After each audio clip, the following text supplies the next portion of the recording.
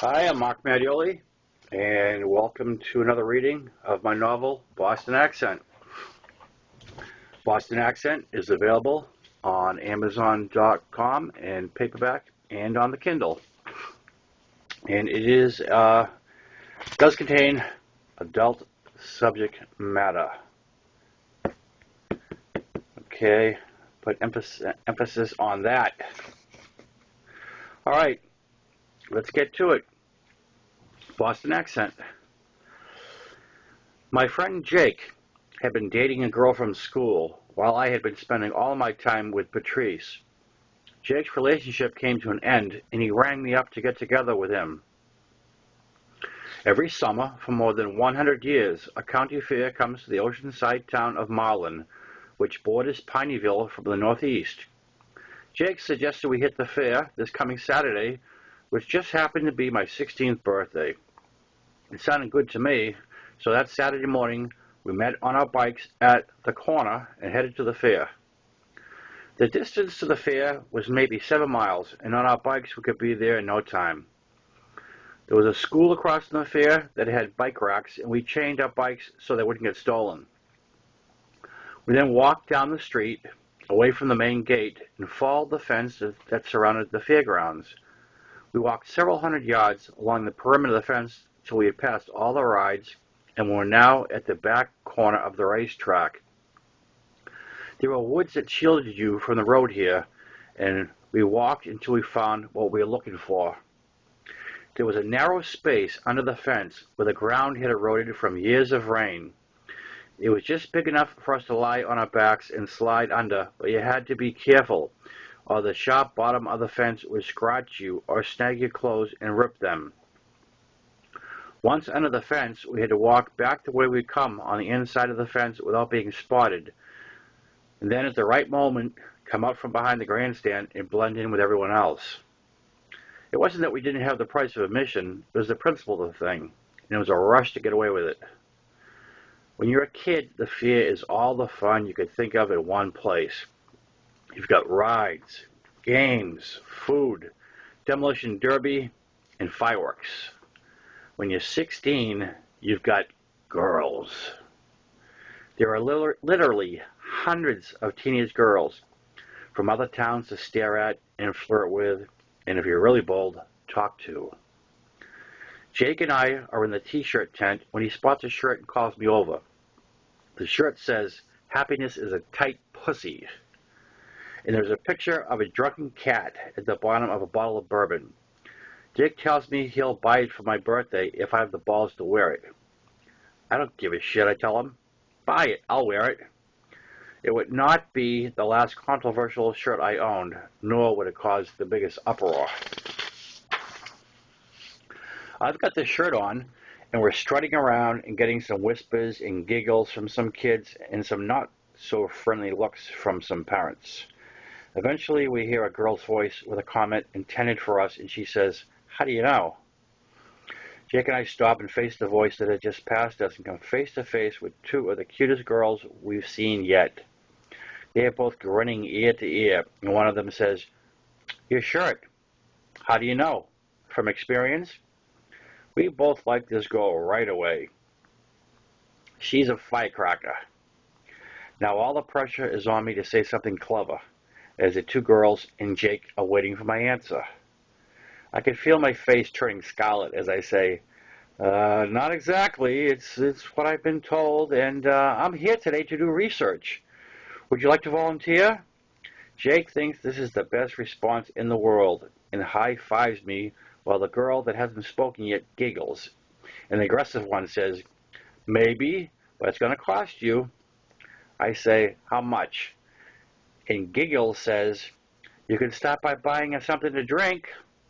Turned out both girls, Leanne, the aggressive one, and Dana, the giggly one, lived nearby and had walked to the fair. They were both 15.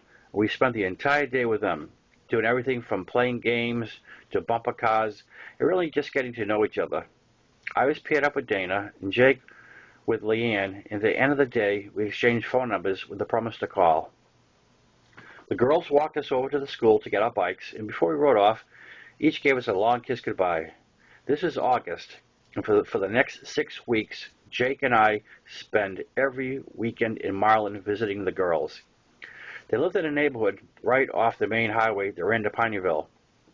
The street was a large circle with roughly 40 homes on it. Jake was exclusive with Leanne over the next 2 months, while I dated every girl on the street between the age of 14 and 16. I ended with Dana after 2 weeks because it turned out she lived in a strict Catholic household. Say that 5 times fast. She was not allowed to date bloody Catholics.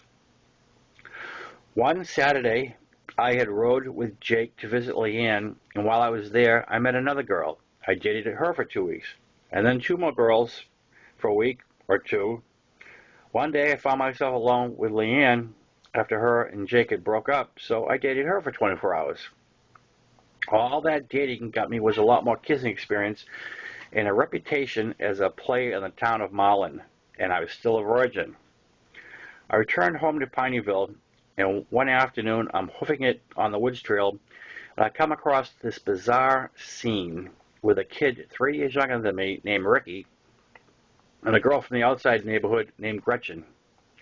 Gretchen, at 13, is a very pretty girl. She's petite, dark-skinned, and Portuguese. She's sitting on the ground in the middle of the trail with her pants open, and Ricky is kneeling next to her with one of his hands down her pants. She's saying, "No, stop it," but she is laughing. Ricky pulls his hand out and starts staring at the ground until he reaches down and appears to pick up something up. Gretchen has placed a cigarette in her mouth and is lighting it while she continues to sit on the ground with her pants open. Ricky palms his hand so Gretchen can't see, shows me an empty hand, and says, "Ants." Ricky then bends down to Gretchen and forces his hand down her pants, only she's not trying too hard to stop him, and manages a weak, "No," in between taking a drag of her smoke. Ricky walks behind Gretchen while looking at me, nods towards Gretchen. I have just been invited to participate in America's favorite pastime of ants in the pants. Now, I have seen this girl in the school bus, but I have never spoken to her, so this is awkward for about 2 seconds until I say, "Fuck it," and I start scoping the ground looking for an ant. I scoop up absolutely nothing and head over to Gretchen, who is grinning ear to ear, and says, "Don't do it." I say, "I have to. Just the one." I hold my hand up so she can see it's empty, and she makes no attempt to stop me as I slide my hand down her pants. I look up at Ricky, and he winks at me and says, "I have to go. Can you walk her home?" I say, "No problem." My hand is still down Gretchen's pants as she grounds her smoke into the ground and lays back. Now, this is only the second girl that has let me do this, so I'm in no hurry to stop. I lean forward and kiss Gretchen, and she pulls me to her. We continue to kiss while I run my hand back and forth from down her pants to up her shirt. We stop kissing, and she says, "I have to leave." As we head down the trail towards the street, she tells me I don't have to walk her home, that she has a girlfriend in the neighborhood, and she'll catch a ride from there. I ask her if she'd like to see me again, and she says yes. We were together constantly from that day, in a physical relationship that lasted 1 year. I lost my virginity to her less than 2 weeks later when she dropped by the house, and I was babysitting. In that 1 year period, I estimate we had sex over 1,000 times. That might be a slight exaggeration. It might be closer to 750. We managed to see each other almost every day. And every day we were together, we had sex at least once, but more often than not, it was 2 or 3 times, or 4 or 5 or 6. Even when she was on her period, we had sex. Oh, messy. Neither of us cared, and one day we counted, we had sex 8 times. That's me having 8 orgasms, and that's what being 16 is all about. In the end, we tired of each other, and she fell for my friend Jake, and they became a couple. I moved on.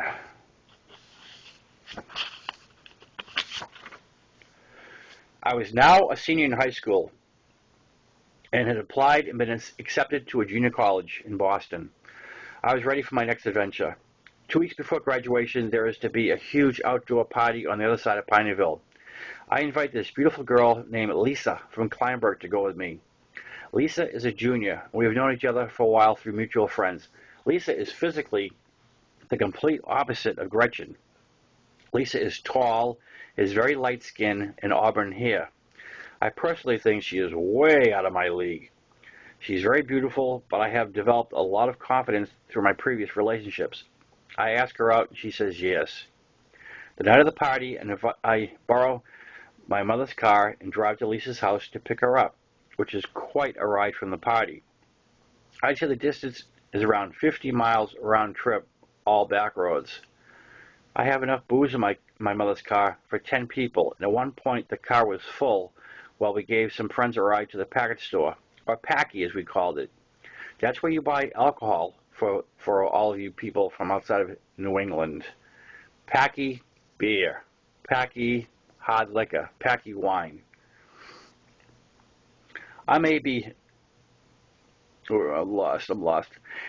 At the time I graduated, the drinking age was 18, but right now I'm only 17, and I had one of my friends buy for me.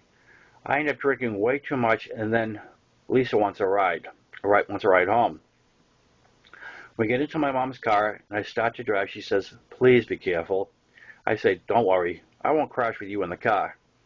I drop Lisa safely off at home, and then head back to the party. I'm maybe 50 yards from the turn into the party when I pass out behind the wheel. The car careens down the road at full speed and hits a utility pole without me ever hitting the brakes. It's also 1975, and I'm not wearing a seatbelt, as it's only a suggestion, not the law. I hit the top of the windshield and split my forehead wide open. The pole with a transformer on it cracks in half but doesn't fall. The pole was also at the edge of a bridge, and if I had gone through it, I would have ended up in the river.